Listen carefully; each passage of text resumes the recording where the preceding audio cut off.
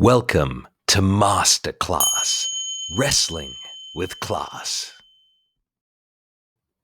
Make sure to subscribe, like, and share.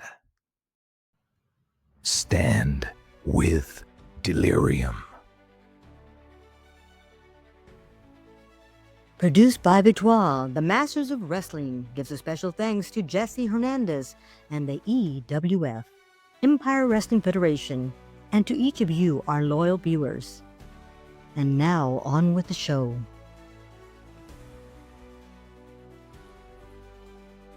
Hello again, students, and welcome back to Masterclass. I am your co-star. Well, actually, I'm just the star today, actually, ladies and gentlemen. I am the Master Emir. I am 1/3 of Delirium. My usual second third of Delirium, McCallion, is not with me this week, as you can see. I sent him on a mission to take care of some of the trash out here in Southern California. And by that, I mean some of those professional wrestlers that need to learn a lesson. But nonetheless, the show must go on. And before it does, I encourage you all to smash that subscribe button, hit the likes, and share this video with your friends and family. We greatly, greatly appreciate it. Now, I want to introduce my two, I guess you can call them co-stars, in fact, today. Ladies and gentlemen, returning to the Masters of Wrestling. She is from the cult classic, ladies and gentlemen, Glow. Glamorous, gorgeous ladies of wrestling. I always get that confused. Sorry about that, April. Ladies and gentlemen, this is the Royal Hawaiian, April Hom. Aloha, everybody. How's it going? Glad to be here. Thanks for having me again. Absolutely, April. It's always a pleasure. And at the bottom of the screen, you will see, ladies and gentlemen, he is a wealth of knowledge when it comes to professional wrestling. He is the author of the Kings of the Ring audiobook series. Ladies and gentlemen, it is Steve Tatai. Kia ora and aloha. There you go. I'll try and say that. Aloha. There you go. How are you both doing? Great. Great. Thank you. Great. Okay. Well, thank you so much for joining us this week because we definitely wanted to shed some light on the Polynesian aspect, the influence of the Polynesians in professional wrestling because it is so prevalent and it has become so prevalent in the past few years, especially with the bloodline in WWE. And now, of course, with The Rock sitting on the board at TKO. So the influence has now reached the upper echelon. But there's a lot of history to it. And the two of you know a lot of that history. Of course, you both represent Hawaii. And but before we begin, I want to shed some light for viewers who may not know. So, April, I want to talk a little bit, if you would, like we'll go into a little brief synopsis of your career and how you donned that moniker, the Royal Hawaiian. Let's start there. Well, I was a tomboy, and in my years of growing up, I was born in Hollywood, was raised in California and Hawaii.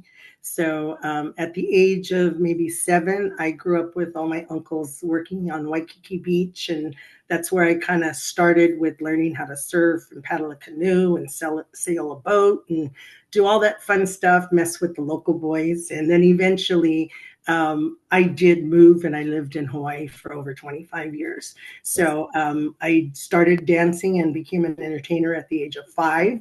Started with flamenco dancing. That was part of my background. And then the Hawaiian side, I switched over to hula. And then it was just, everything to do with Hawaii was my upbringing. And I got involved in Glow by way of working in Hollywood. So after elementary, high school, and being in theater and drama and beauty pageants and cheerleading and sports, I was the first girl to play boys Little League baseball in the San Gabriel Valley here in Southern Cal.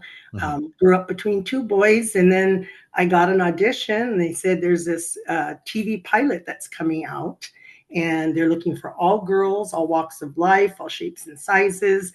They didn't say what it was about, but they did say if you're athletic, it will be a plus.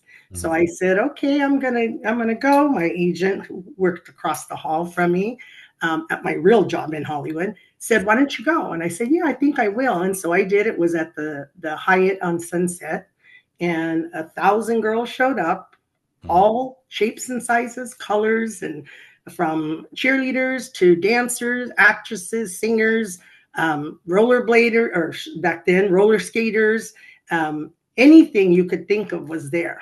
And then there was a big ring in the middle of the room. And they said, welcome to this audition for Champions. They're not born in the gym. It starts from the inside and it works its way out. Do you feel it more difficult to obtain muscle? Are you tired or perhaps depressed? Then there's a solution. Our brand new partner and sponsor, Care Aesthetics of La Quinta, are here to help you get restored to optimal health. Just use the contact information in this video and schedule your free consultation. Be sure to mention the name of the podcast, whether that be Power and Glory, Styling, Masterclass, or Hey Roma, when doing so. We wish you all the best in your road to optimized health. And now, back to the show. This audition for a new pilot for a TV series, and it's going to be an all-women's wrestling league. Yeah. And we're going to put this on TV. Yeah. And there had been nothing like it because there was no all-women's wrestling yet. This was in 1985. Yeah. And so a third of the girls got up and left and said, well, I'm not getting hurt. I didn't come for this. I'm in Hollywood, and I thought it was for a TV series. Well, it was, but it was sports entertainment, specifically women's wrestling. And so that's what happened and how I got involved. And they were looking for 12 girls. And one of the characters that they were looking for was the Royal Hawaiian. Yeah. And I'm here. I'm waiting until they send me home. I said, I didn't know what it was for, but I was just looking for any in. I was looking for a project to be able to join. And when they said the Royal Hawaiian, I said, how perfect could that be? Yeah. That just fell right in my lap. I said, grew up, between California and Hawaii. The beach is my happy place. Yeah. Hula, food, music, everything about the culture. And I said, I went up to one of the cameras because we had to do little screen tests. And they said, well, just tell us something about you. Yeah. They said, I'm your Royal Hawaiian. I said, this is me, everything about it. So I kind of just basically told a little bit about my real life because that's what it was. And so it was just all very natural. And then I just developed the character. So anything you see on a match, on the show, in an interview, on whatever, that was all my doing. So the show and the producers and the writers and all of that, the only thing they came up with was that I was the Royal Hawaiian and I was a heel. Yeah. Everything else, I came up with the crushing the pineapples and, being the bad girl cheater that I was, and everything else was really all my doing. Not all the characters were developed that way because some of the girls had a hard time just really honing into the character that the writers would help them. You know, and actually do scripts for them and tell them what they wanted to see. And luckily for me, it was easy because I didn't have to memorize anything. I didn't have to go over lines. Everything was just off the cuff and second nature. Second nature. And it was really just me, which made it very easy. They tell me who I was wrestling that week, and all I needed to do was prepare for that, cut all the promos, and everything was just one thing, and maybe a few, but I didn't have to hassle with getting a script the week before and learning my lines and all that kind of stuff. And then I did play a second character. So I did play one of the hooded characters, and I was Sarah of the Sarah Mabel Hillbilly tag team. And then I also was the trainer after I was trained by Mondo Guerrero. So the 12 initial girls that did the pilot, we were trained by Mondo Guerrero, and then myself and Americana became the trainers for the show when it started in season 1. Yeah, you went all in. You went all in. Yeah, I was 100%, 150%, all the way. I said, tell me what you need me to do. And, they didn't even know how they were doing this, right? There was no manual that said, this is how you create an all women's wrestling league for TV. We were flying by the seat of our pants, and we didn't know if it was going to be a hit. We didn't know if it would really fly until we actually went to the NAPI convention in New Orleans and sold it because it was syndicated. And then it was a hit. Right? So Steve, I got to bring you in. Have you seen Glow on Netflix, or have you seen any of the original? I mean, obviously that's the dramatized version of what it was, but have you seen anything to do with Glow? Yeah, well, I remember the original Glow show, so I watched that back in the '80s. So I'm like a kid back then. Thanks, But I did watch, but I did watch the whole. thanks for dating me, Steve. But I did watch the Glow on Netflix special, which is interesting because I didn't know that Mondo had originally trained all you girls. Yes, Since his and then nephew Chavo oh, Jr. is who trained mhm. the actors for the Netflix Glow show.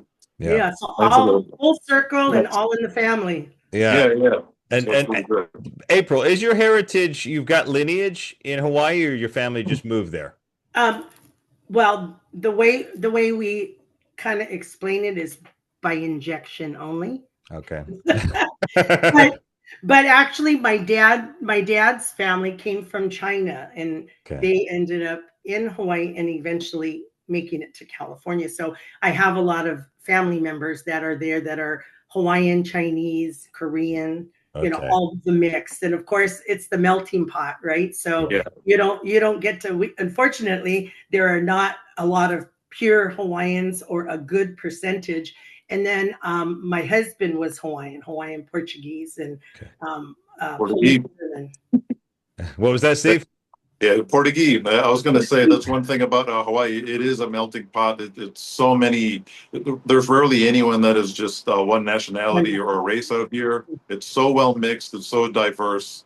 Yeah. It sort of makes people are just sort of local. Yeah. Yeah. It is just the greatest place when people tell me they've been there and they just say, "Oh, the people are so friendly and everybody is so welcome." And so for me, a family event for me is Hawaiian, Portuguese, Polish, German, Chinese, Vietnamese, Mexican, French, Greek, Puerto Rican. So my kid, Yeah.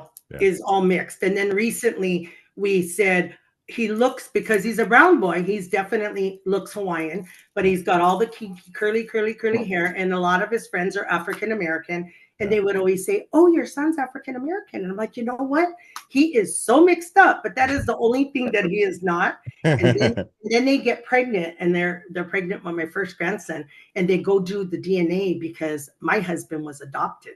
So he was adopted. So in Hawaii, we had two newspapers back then, the Advertiser and what was the other one? Anyway, my father-in-law was the editor of the Advertiser newspaper. Wow. Caucasian, a Haole family, and they adopted my husband, who was Hawaiian, Portuguese, Polish, German. And so when my son went and did his DNA, he called me and he said, "Mom, he says, we keep saying I'm not African American." He said, "We can't say that anymore." And I said, "What?" And he said, "I'm part African American." And I'm thinking maybe 2-3%, right? Yeah.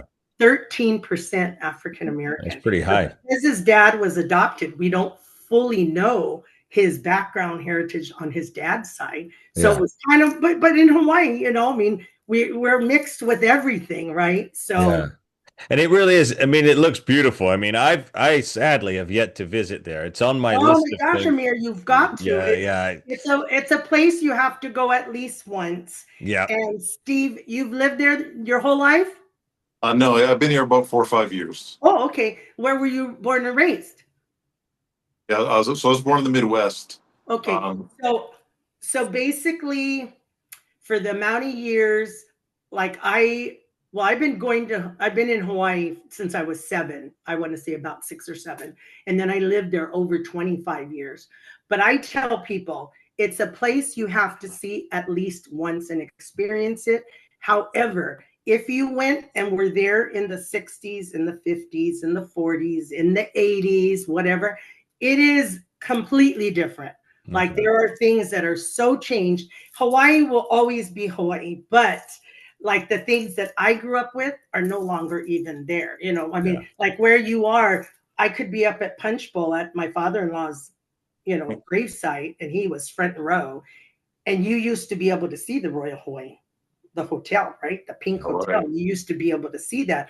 And now with all the high rises and everything else, that's no longer, or just International Marketplace is no longer. That was a thing for the tourists. And now they accommodated what we call the Japanese tourist trap of all the high end stores and those kind of things. So some of the nostalgia and some of the old time things that we grew up with are no longer, but it's still a beautiful and a fabulous place. And I always tell people, you know, when I lived there, I was like I used to give a Royal Hawaiian tour. Yeah. I Yeah, mean, it's so picturesque, Steve. yeah, it's You know, I mean, I'm beautiful. sure you can see your image in the screen there. It looks like a painting. You know, Yeah, like I said, it's so beautiful. But Steve, you mentioned there, growing up in the Midwest, but you also mentioned the last time you were on with Rico and I on Stylin', you talked about your early days working with Afa and Sika in the professional wrestling business. So this is kind of the gist, ladies and gentlemen, of where we want to go with this episode, talking about the lineage that's come out, the Polynesian lineage and influence over pro wrestling. So Steve, and of course, Steve, you are a resident historian. You know probably more than most wrestling experts at this point. I'm going to toot your horn, Steve, on that one. You let me do that. But tell us a little bit about give us a little brief overview of some of the history of the wrestling that has come out from the Polynesian influence in pro wrestling. Let's start there. Some of the Wow. big names. Well, there's always been Polynesian wrestlers from the beginning in wrestling, you know, here and there. But what really turned it around, Peter Maivia was rising up in the 60s. The High Chief Peter Maivia, who was The Rock's grandfather. Yeah. And actually, I should rewind a little bit. Before he was the High Chief Peter Maivia, he went under a different name as a wrestler, touring journeyman wrestler. And he met another wrestler. Boy, I'm drawing a blank right now, but it was a Maiava. Mhm. What was the guy's last name? I'm just drawing a blank on what his first name was. So he was an established wrestler in Hawaii, Yeah. and they met and became pretty good friends. And that's when they started to tour around, and promoters would just sort of interchange, especially what they called, like, ethnic wrestlers. So the Samoan guys here, so we'll use him and bring in a different one, or bring in a different Native American type, whatever. Mhm. So Peter, he came in filling in one of the spots, and they sort of like misspelled Maava, and it became Maivia.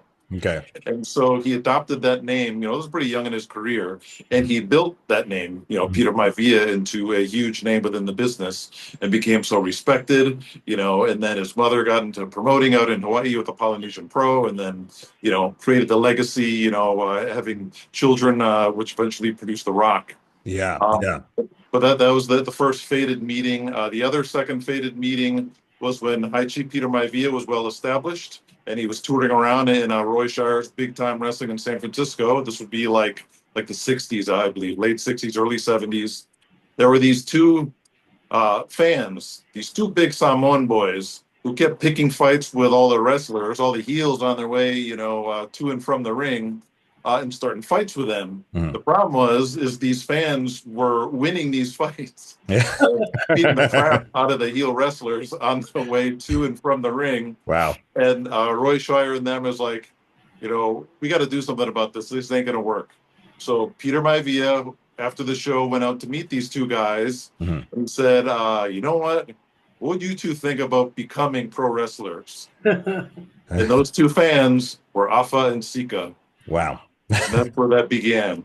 There. That's That's great. just It's good history. what is pro wrestling? Because now I've spoken with even guys like Luke the Bushwhacker. I know Rick Martel went out there and wrestled. So is it still as popular in Hawaii as it was? No, it is not. Okay. As you guys may know, it was pretty big here in Hawaii, 60s, 70s, all the way up through the 80s. I think the last real heyday was when the Rock's grandmother, Leah Maivia, as featured in the Young Rock TV show. Mhm. They ran right up till the mid to late 80s, running regularly, even running the Hula Bowl, Aloha Stadium, and drawing huge crowds, 34,000, 40,000 people, because it was a frequent stop. But Mm. for all the boys, so guys like Nick Bockwinkel types, AWA, Reese Stevens, Vern Gagne, they would make it a stop on the way to Japan. Mhm. So they would work shows here, go there, and then sort of turn it into a vacation as well. So Yeah. all the big, touring guys from the 70s up through the 80s all had runs, in Hawaii. Ric Flair would be here quite a bit as world champion. Just a whole host of everyone you can think of in those eras. Mhm. And there's a couple that I'd never heard before, but about Angelo Poffo back in the 60s. He was here working for Ed Francis. It's just like a handful of promoters that ran out here. So he was the guy like in the 60s and 70s before he eventually sold to Liam Maivia. Okay. But he was actually stationed here for a couple of years, and he let his boys live with him for a couple of years, which was a teenage Lanny Poffo and Randy Macho Man Savage. Oh, wow. They actually lived and kicked around in Waikiki as teenagers. Yeah. And Lanny Poffo was working with me in my show, so I got to meet him, and he's the one that told me about this. Yeah. And he just has the fondest memories of living in Hawaii and Yeah. working here and seeing his dad wrestle and just everything about it. Yeah. So it was a very special place for the longest. Once things started to wind down in the late 80s, it was pretty much dormant for a while throughout the 90s. There were a couple odd shows in the 2000s. But now that there's pretty much just one group that's sort of revitalizing things on a local level. Wrestling isn't as popular in Hawaii as it used to be. Mm-hmm. But there's a group called Unify Championship Entertainment. All right, if you can still hear me, I'm sorry, I'm to you. I was at East Wrestling. So it's the son of Siva Afi, the wrestler from the 80s. So he's a Samoan kid. He opened up a wrestling school out here, and he runs Loose Wrestling. And they run independent shows out here, and they do it at the clubs. Mm-hmm. And they're doing a fantastic job of training up this whole new generation. Yeah. It's still a relatively small scene, Mm-hmm. but in his hands, it's very good. He's Yeah. a fantastic trainer, and he's teaching a lot of these local Hawaiian kids how to wrestle. And they put on pretty good shows. They have pretty high production values, oddly Mm-hmm. enough, for small independents. And they do the whole thing just like as if it's a regular TV taping. They got stages and lights and screens and all that. So it's excellent education for these young wrestlers. But that's basically the scene these days in Hawaii. What I find is just remarkable is just the caliber of names. You've got the Islanders, the Head Shrinkers, Afa and Sika, Haku, the Islanders, Haku, and who was his tag team partner there? I forget. It was Tama or Tonga Kid. Tonga Kid. Tama. Tonga Kid, and it just went on way back then. So, but what do you think? What do you think it was that caught? I mean, obviously Vince McMahon, brought a lot of these guys in the '80s. So, but what do you think it was that set apart? And I'll throw that question also to you, April. That set apart the Polynesian component, the wrestlers, apart from the American wrestlers. What was it? What was the je ne sais quoi that they have? Well, that's exactly it. And I'll tell you, because this is what Afa told me.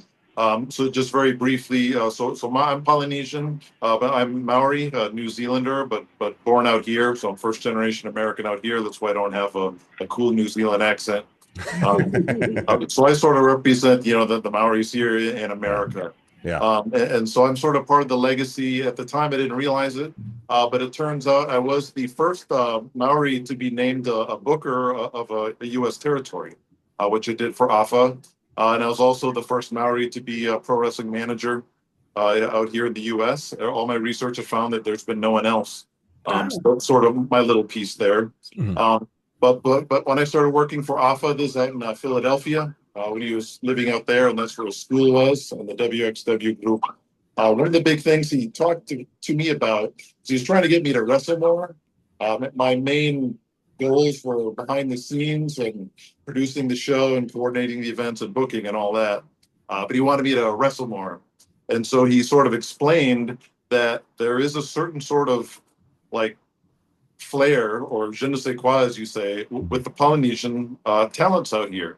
And you'll see that if you go to like a like a luau dance show or any kind of Polynesian show you see, or you see the actors like Dwayne Johnson, The Rock. Like a lot of what he does is just something sort of ingrained that a lot of Polynesians have.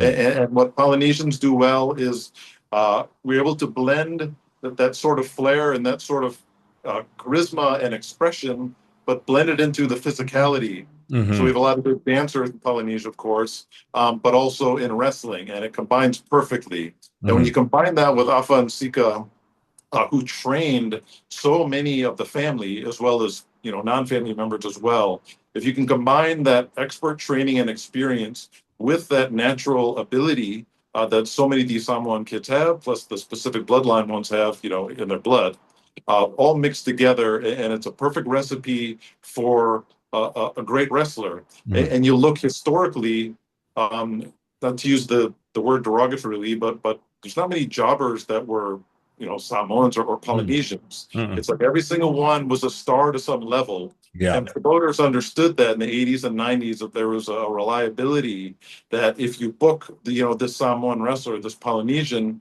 that there's going to be a certain level of performance that you can expect. Yeah. And Vince McMahon, of course, knew that better than anyone, and he kept going to that well. And then when the next generation came up, with the bloodline types, which is, in a way, the third wave, everyone's paid off, which is why the family is so close with the McMahons, that there's a high level of gratitude, in both directions because of that. Yeah, definitely.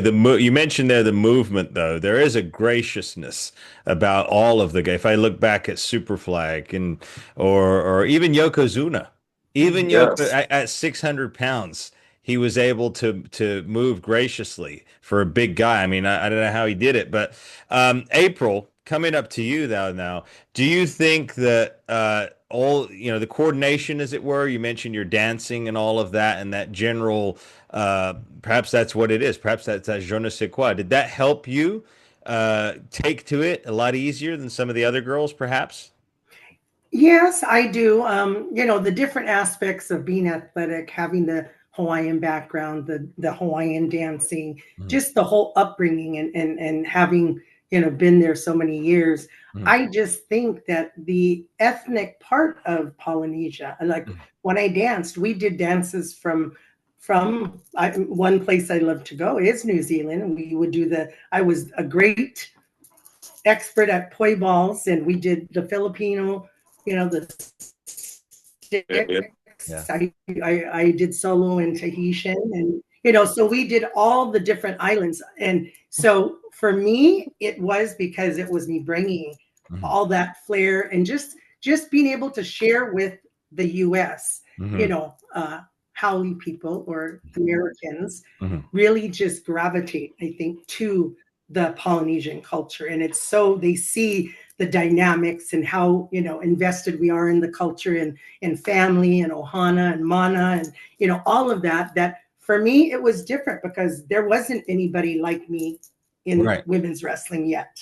Right. That's what I'm saying. That's what I'm saying. You broke the Yeah. mold essentially, because there wasn't. Yeah. Steve, am I right? There was no other than no. For me, Polynesian wise, I'm not sure when the first female debuted. Might have been not till the 90s, I guess. Okay, so April, you were pretty much the first then, right? From when I started, then there was Leilani Kai, which her background, I believe, is just that she lived there. I don't know her ethnic background, but I have always had people ask me, one of my ideal matches would have been the Royal Hawaiian in Leilani Kai. Yeah. Which you never really got to see that. So then from there you have Hawaii-wise, not until more recent, you have we had Fiji. So we had Mount Fiji, who was also she was an Olympic shot putter as an athlete, and so her island flair. Then more recent, we had the Tonga twins, which are in WOW. You have Tiki, you have Island Girl Titi, so she's also in WOW, but she was in WWF before that. Okay. I'm trying to think of the Barbarian's daughter. The Barbarian's daughter, which and then Laid Tapa, and she was in UWW, but she's been all over. So there's several, and then you have, of course, look at me thinking I'm like you, Steve, where I lose my train of thought. What was that, Steve? Superfly's daughter, more modern time. Yes. The 2000s, I mean. Yeah. So, Nia Jax. And so there weren't a lot when we started, right? I mean, before me, it was the Mae Youngs, Penny Banters, Moolah, and all that, but there wasn't a slew of us where when we came out, there was a total of approximately 74, 75 of us. But even in my group, it was me, Fiji, Little Fiji, and then we had Little Feather, who was the other ethnic, of color. But other than that, we really didn't have until it got a little bit more into like the 90s and so on. But I just think that, you know, with the men, they really did a great job in WWF, WWE, because everybody just loved anything about the Samoan dynasty. And so I get to work with, so Rikishi is like one of my favorites. I do a lot of his shows. I'm fortunate enough that I get to do meet and greets at his shows here in California, and you know, Reno and the whole Knox Pro and everything. So that's just in itself. I've managed AJ Mana, who was trained by Rikishi, and he's a distant, you know, family member down the line. Just, you know, in Hawaii and Polynesia, you know, we are aunties and cousins and uncles and all of that. So that, you know, AJ, I'm auntie to a lot of the younger guys that are in the indie wrestling here in California. And that just comes, you know, with the territory and the fact that they respect their elder, even though I still like to think I'm not too old, but they are younger. So I do get that all the time, auntie, you know, and and so yes, it's that young. I mean, age is, I don't know how old he is. He must be in maybe his 30s, I think. Yeah. And he's part of Rikishi's, you know, Knox Pro, and so it's great to see, and I think it's just going to continue to be, you know, prevalent in even the current day. You know, you got Roman Reigns, you got the whole, you know, you got the Usos, and you know, all the guys that are involved in today, and it is definitely a, you know, a Polynesian feel, and Ohana is the, you know, the whole thing, and I'm lucky I get to see Ata. So Rock's mom is active in our CAC, right? Amir, we got to see her last year, and you know, she always participates, and I got to participate in the Monday Night Wrestling together, and then you know, she performed and played ukulele and danced, sang, and we danced tula, and you know, so it's always fun just to be able to see that, even if it is just once a year, right? It's just to be able to see that even in our level at CAC, and we used to have, right, Haku and all the guys, the Wild Samoans, and they would always come to the conventions, and you know, all of that. So it's just a great feel to be able to see that that's still active. I mean, from way back, because it was, you know, and in Hawaii, I'm sorry that it isn't. I've not been back to Hawaii for the purpose of wrestling. Like I go every year, but I've not done anything in Hawaii. And all the fans in Hawaii that I am in contact with, they say, why don't you do something here? And I'm like, you know what? I go where I'm asked to go or participate in what. And so I don't know, maybe I need to do something and just have a local event, and maybe it's just a meet and greet somewhere, and you know, kind of do something, because I have not. So since we've been active in Afterglow, which has been in the early, like 2012, 2013, around those days to current day, I've not actually gone to Hawaii for the purpose of Glow or a meet and greet and such. So people ask, and I just tell them, you know what, I don't know why, it just hasn't happened. So maybe with Afterglow, with Afterglow, we can maybe do something more current day, and kind of see where it goes. But I miss it. I miss it every day, and you know, but it's definitely been fun to be a part of the wrestling world, and in particular the Polynesian and island, you know, family. Yeah, I think there's definitely a sense of hospitality that comes across. You're very giving people, and I think maybe that contributes to some of the performances of these wrestlers that have made such an indelible impact throughout the years. They're very giving, and it's you know, oftentimes a lot of wrestlers, you know, we've seen them. A lot of them can be very selfish, but I think with this lineage, there's a very giving lineage. I actually got the opportunity to see Haku work about a week ago from the time of the recording here. I was on the same show with him up in Canada, and he worked a Royal Rumble match. And it was amazing to see him. He was still moving very, very well. And then my wife and I saw him at the airport when we were flying back to California. So we had a chat with him at, gosh, 5 o'clock in the morning. So it was, you know, it just, but again, nice guy, but of course, as we know, one of the toughest men in pro wrestling. I mean, it's been documented. Do not mess with Haku. Um, Steve, who were, in your opinion, I mean, obviously there's so many to choose. We could say The Rock easily, but in your opinion, who was it that came out of Polynesian wrestling that really stood out to you the most out of all the guys or gals? Well, the Rock. I mean, that have to be one. Yeah. I mean, he does sort of stick out. After that, well, that's a tough question. Mhm. Um, because it's just that they're all on such a high level, Mhm. like so many of the wrestlers. But I mean, other than that, I mean, going back, I think Superfly Snuka deserves special recognition out of this. Mhm. Even though he's technically not Polynesians, Fiji's Micronesia, Right. but it's all South Pacific. Mhm. But he had something really special that really connected with so many people. He was so memorable. I mean, he had this fantastic look, his style. I mean, there's so many people that didn't really know wrestling that well from the '80s, but they knew Superfly, or he always Yeah. stuck out to everybody. And all of his moves, and inventing the big top rope splash, or at least popularizing it.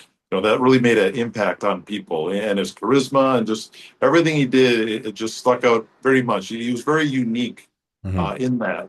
Otherwise, within the family of Samoans, I mean, they're also good, but I guess you got to give Roman Reigns, his flowers for that, just because he's such a great combination that's turned him into such a huge star. He's Mhm. got such a fantastic look. He's just this big, tough guy. He looks like a movie star. And he wrestles and he can wrestle. And he's got this great presence, especially since turning heel with the whole bloodline deal. Yeah. He's just like ascended to an entirely, immortalized level. Yeah. And he's the man. He's just incredible. And he had a tough time going back to Superfly. I mean, because I remember him growing up. Well, he was on the tail end of his career at that time, but I just remember the incredible physique. April, I'm glad you're back. We lost April for a second there, but she's back.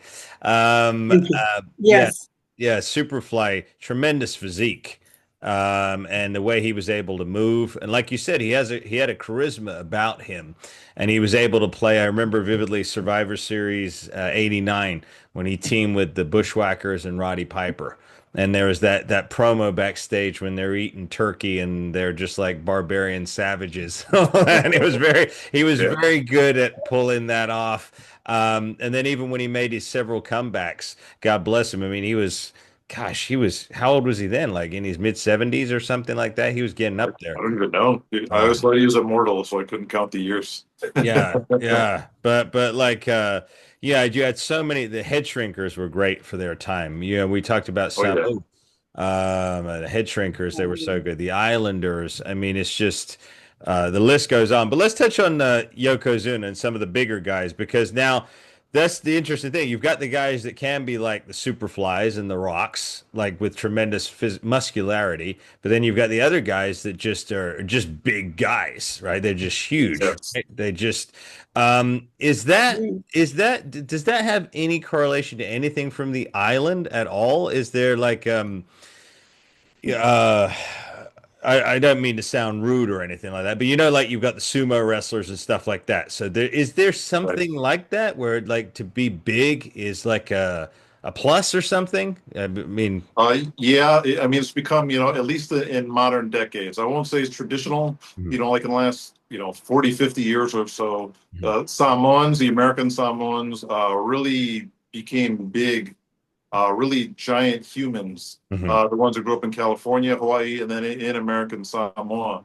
And just everyone's very big, eating a yeah, lot. At the same time, what distinguishes most Samoans from the average, heavier set person is the agility that comes with right, Samoans, which is why so many find their way into wrestling and football. Are extremely light on their feet, even when they're big. And when you grow up in a place like Samoa, which is basically just a big rock, mhm, and you're training, on these mountains and in these football fields, it's just hard granite rock and barely any dirt or grass. It creates a sort of toughness that they grow up in. My kids, they're Samoan. Their mom's Samoan, so I've been to Samoa a lot of times. I met through Alpha actually. But it creates a whole breed of people. And then when you combine it again with, if you have wrestling connections, part of the wrestling family, they grow up in the ring. So Mhm. it's just all these factors just combine and sort of propel, a person to be like destined to be this great wrestler in the ring. Yeah. You talk about agility.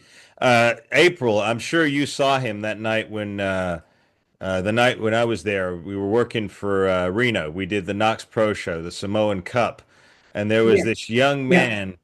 man, massive guy. I think his name is Juicy, if I'm correct. You see Is that Phenom. Juicy. Mhm. yeah, Juicy. yeah. He is just amazing. Yeah, I He, honestly, I was like, he can move like that. He was just fly, yeah, he was just, I was like, wow, I mean, yeah. it's true. The conditioning. April, what do you think about him? You just think because he's so enormous, like he's just huge, and that night he came really close to me when Yeah, he came into the crowd, and then they were throwing the trash cans and all of that. But you don't really think, you're up close and you could see that he is just very agile and yeah, all over the place. That yeah, you would think it would be hard to move being that big, yeah, and it's just amazing. Like I'm amazed when I see them like that. And yeah. and I was supposed to do a show with him one time, and I forget why we didn't. But that particular day, him and I talked, and I said, "Yeah," I said, "How are you doing?" And he's so big, and yet he's just like a sweetheart. Like he's Yeah. just a really nice guy, and then you see him in the ring and what he does, and it's just amazing. Oh yeah, I'm just always fascinated. I love it.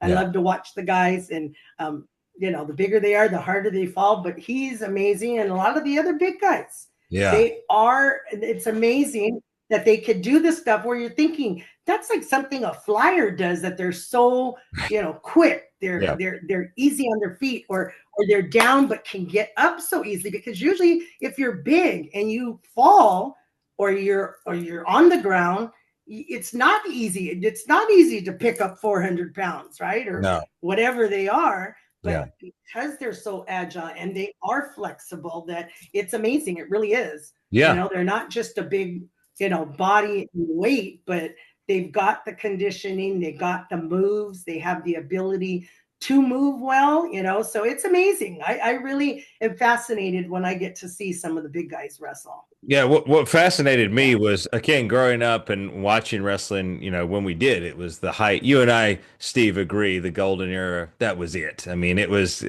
April to Steve and I, that was the greatest era of all time, but that's our personal opinion. Around your time with Glow, that was it. That's it. It's never been duplicated. But hopefully it will be soon. But Yokozuna. So when Yokozuna as a kid, I honestly thought he was a sumo from Japan. I had no concept at all that he, Yeah. and then all these years later, I find out he's, part of the lineage, the Samoan lineage. I'm like, what? They really hit that one well. But coming back to him, I mean, you got a guy who was almost 700 pounds at his peak, Yeah. and he was able to move. He looked like he barely broke a sweat. I was just I unbelievable, unbelievable. What is the story behind Yokozuna, if you don't mind, Steve? If you lead us in. Yeah. So he's one of the first generation guys. Nephew of Afonseca and that.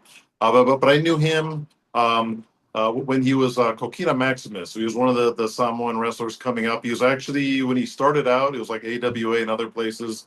He was probably, I don't know, I want to say like 350, like Okay. 350 pounds. And he had really long hair and a beard, and he wore the usual, Samoan tights, cut off at the legs and barefoot, that sort of deal. Yeah. So he was just sort of like the regular savage Samoan type, monster heel. So we kicked around for a few years, and then WWF. Then they brought him in to play that part, and they had the idea to make him a sumo guy. I think one thing that worked out for WWF and Yokozuna in that sense is. I think it was Akebono was blowing up at the time in Japan, or there was another American Polynesian wrestler who was doing really well in sumo in Japan, Hmm. but it was back before the internet, so just like this sort of knowledge just sorts of floats around, the odd picture, whatever. So Yeah. I know there was a lot of people that thought that Yokozuna was that guy. So it was like this unintended, credibility level that was just blessed on him, where people was like, oh, they must have got that one, that American guy who was like a grand sumo champion. He's in WWF now. That must be him. Yeah, But yeah, they just sort of worked out for him, because he sold the gimmick so well. yeah. He got the free advertising, right? The free um, associated to the real guy, and he benefited for his character in WWF, Yeah. and whatever. But Yep. yeah, it's He piggybacked off it, and it worked. It worked big I was time. gonna say piggyback. Yeah, Yeah. it worked absolutely so well. He was so gracious in that ring. Another one, of course, was Rikishi. We would be remiss Yeah. if we didn't touch on Rikishi. So when Rikishi first came in as the head shrinkers, now he wasn't by any means a small man. He was getting there. He wasn't as big as what he got as he became Rikishi, but high flyer. He was able to do super well. Yeah. The reverse thrust kick he did. He was a gracious mover as well. Do you have any experience with either of those? Either one of you? Did you get to work with Rikishi? Well, I know April you did, but Steve, have you ever got to work with Rikishi or Samu? Yeah, I know Samu quite well. So he was in WXW and East Coast when I was. So I worked with him quite a bit. And then Rikishi would come up once in a while as well. So I'd get to, so I know him and got to work shows with him as well. Yeah. But Rikishi, he was interesting. It's like, talk about a faded bleach hair job that like turned turned a life around, because he had a long career with Yeah. Samu as the Samoan SWAT team and the head shrinkers. And he was about 300 pounds, and they wrestled a long time. And then Tonga Kid, he would come in there, sort of interchangeable. Those guys kicked around for a long time through the 90s. Yeah. Well, Rikishi, he was starting to get a little bigger. Mhm. And then they tried other gimmicks and they actually put that Sultan gimmick on him in the Yeah. mid to late 90s, if anyone Yeah. remembers that. Yeah. Just trying to do something with him, and it worked visually because he was a little heavier. He's like about 350 or whatever, moving in on 400. So he did that. But then the original premise is well, Rikishi is another like sumo title. So the original idea that they wanted to do was to sort of make him, basically give him Yokozuna's gimmick, as Yokozuna was sort of winding down, to see if Rikishi could do that and sort of take advantage of the fact that he was 400 pounds anyway, and sort of, emphasize the strength there. Yeah. So that was sort of the idea, was to be that. But when he bleached his hair, he had such an awesome look. And in no time at all, his own sort of charisma came out, and his own personality, and it just turned into this, this hip hop, fun dancing guy, and then the whole, tush stuff and all that. Yeah. But it was Which- all him. He just made it his own thing because of the incredible look, and then Yeah. his own style, and he just sort of broke the mold and turned it into its own thing. Yes, for sure. I completely forgot about the Samoan SWAT team. They were in WCW, the NWA. I remember Yeah. that. And then, but there was also another gimmick that he had. He was Fatu. Remember the Just Say No to Drugs when he wore he wore a, do you remember that, April? Yes. When he had the little beanie hat and Yeah. all that? So I Yeah. forgot about that one. That was kind of the in between. Yeah, tremendous. I know Rico still has to wash his face because he got the stink face from Rikishi, so he's still washing his face to this day. But no, again, tremendous team. I personally did. I really enjoyed the head shrinkers. I thought when the head shrinkers came out, and I think was it Afa was with them when they came Yeah, out. yeah, he was like the manager, and I want to say Mr. Fuji was with them too. I can't remember. Maybe right. I know he was Yokozuna. I think once in a while when they get together, I like think Mr. for little Fuji, he was. Yokozuna, Yeah. the head Just in the shrinker. beginning, April. I think he was too. Of the few times. Yeah, Fuji. yeah. So I mean, Have you ever seen Rikishi's little pins?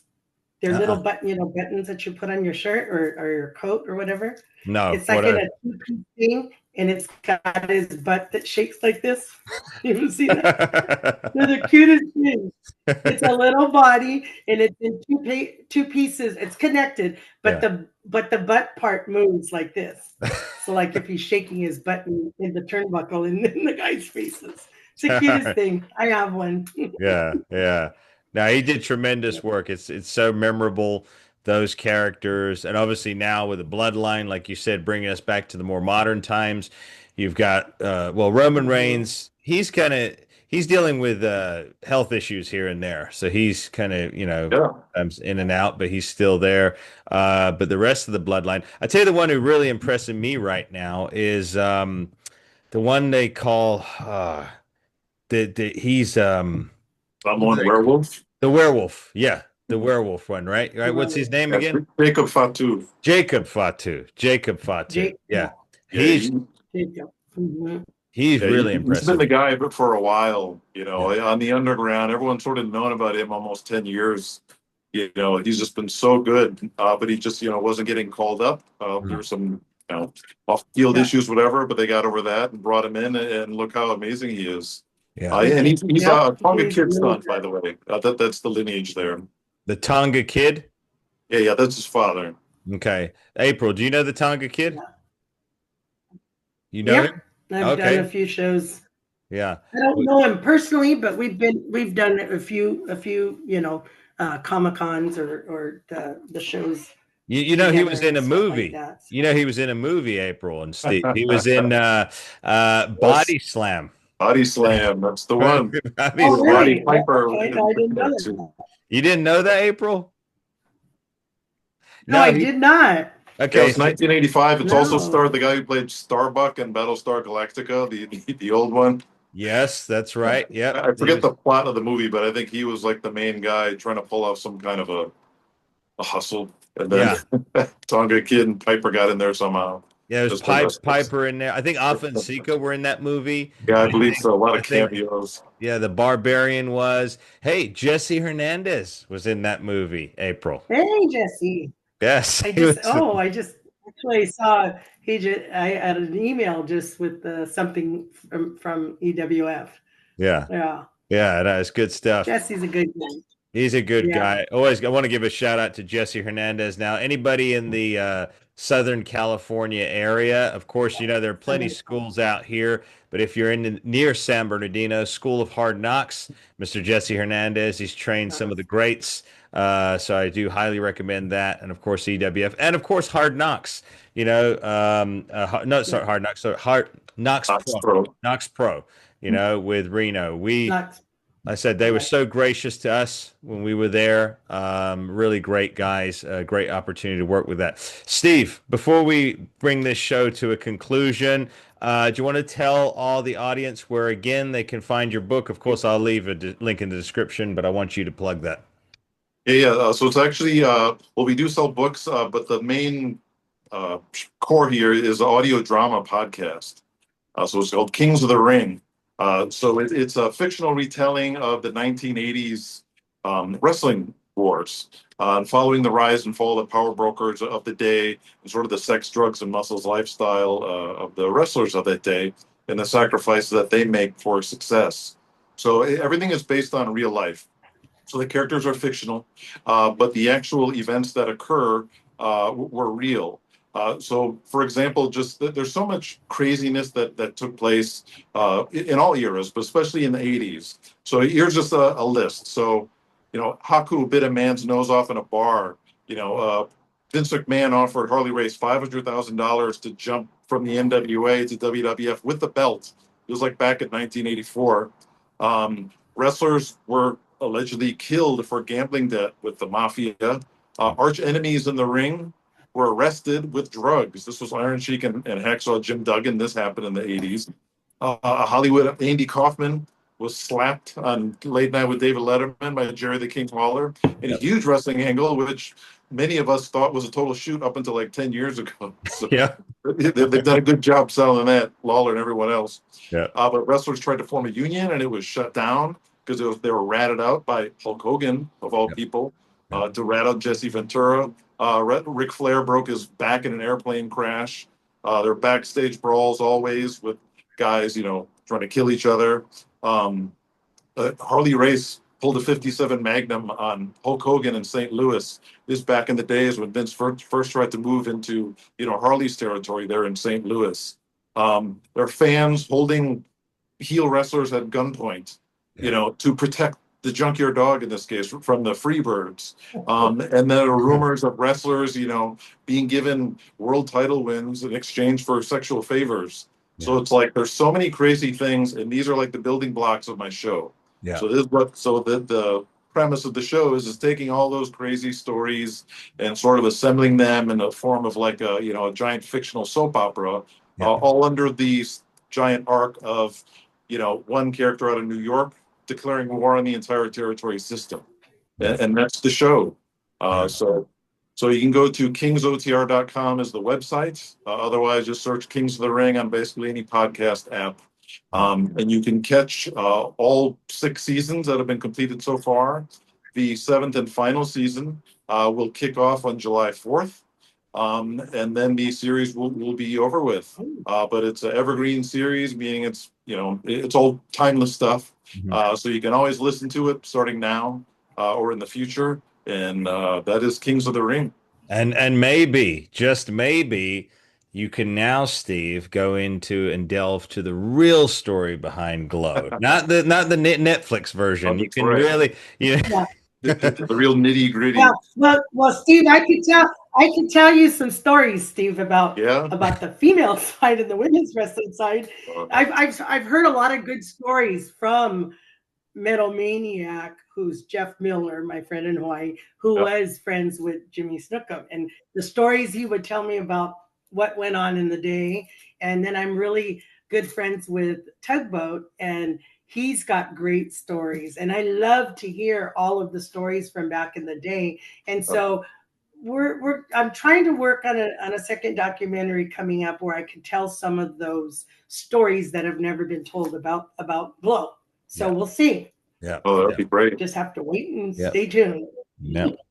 Keep watching this space. And Steve, when you do get commissioned, and I'm sure you will for a TV series, like I said, you can have April. She can play a character. I will play young Triple H. Just remember that. So and we'll get it done. So, but we will be doing a part 2 because I did contact Reno from Knox Pro, and he is more than happy to come on with us. So we will do a part 2 of this. We'll kind of more precision focus it in one area of the Polynesian influence in pro wrestling. So, audience, make sure that you subscribe and tune back in for that one. Before we do go, April, I want to give you the platform now to plug anything that you've got upcoming or any way that fans can get a hold of you. Okay. And when is this being uploaded? This will be we're airing this. What's today? June 25th today? Is it 25th or 26th? I think the 25th. 25th. So this will air 26th. Right? This will air this Sunday. So that'll be the 25th, 29th, right? This Sunday. So that will actually be our closing night of the Glow, the Matilda the Hun play. That will be our closing night, is that day on Sunday, this coming Sunday. And we've been at the Fringe Festival in Hollywood all month of June, and that was a tribute to Matilda the Hun, the raw meat. We are going to be taking the play on the road when we go to Michigan. So we will be doing that with Afterglow. So you can go on www.afterglowtv.com for all of the dates and important things that are coming up. If people are interested in sending their resumes for, if they're an indie women's wrestler or you have no experience, they're even looking for unexperienced talent that's willing to come on board. Referees, announcers, commentators, whatever in the wrestling industry, if you have something to offer or you want to just send in your resume and see what there might be available for you, there is an email on there that tells you go ahead and submit something for the show. And it's going to start filming July. It's going to start filming December 5th in Las Vegas. And I don't know that it's going to be totally filmed in Vegas the whole time. I from what I heard is they're maybe taking it on the road to visit different states, different cities. So just stay tuned, but all the details will be there. We will be at CAC, so it will be Glow Girls, myself, Roxy Astor, Daisy, Ashley, maybe Nanuchka, maybe Jungle Woman. And then Afterglow will also be at CAC, and that's August 18th, 19th, and 20th. And then we will debut Afterglow August 24th in Michigan. So all those details will be on that website. So stay tuned because there's more Glow to come. Absolutely. And So I'll make sure looking forward to it and kind of excited. I'll make Yeah. sure I'll put the link in the description of this video for that. And of course, for your website, Steve, to keep people up to date with everything that's going on with the two of you. It's been an absolute pleasure to host you both. I appreciate you both with your knowledge and your expertise in this field. It's been an absolute pleasure. Thank you so much for having me. If I could make one quick plug that I forgot to reference before. When the new season premieres, we've had guest voice actors all the time from people like RJ City, Bill Apter, Laney Poffo even. But on the new season, Doc Gallows, Big LG Doc Gallows, the Good Brothers and the Bullet Club, he's actually going to be a guest voice actor this season. So people will be able to hear his first episode on July 4th, the very first episode, as well as Hollywood Haley J. From WOW, Reality Wrestling, and Netflix, The Wrestlers.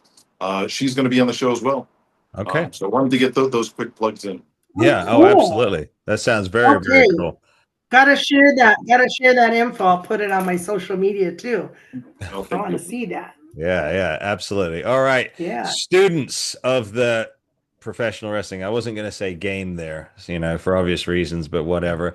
Thank you for joining us. Make sure that you smash that subscribe button. Make sure you hit the likes and share this with your friends and family. And make sure you check out the links in the description of this video to go over and see everything that April and Steve are doing outside of the podcast. We greatly appreciate it. Until next time, students, keep learning, and we'll see you next week on Masterclass.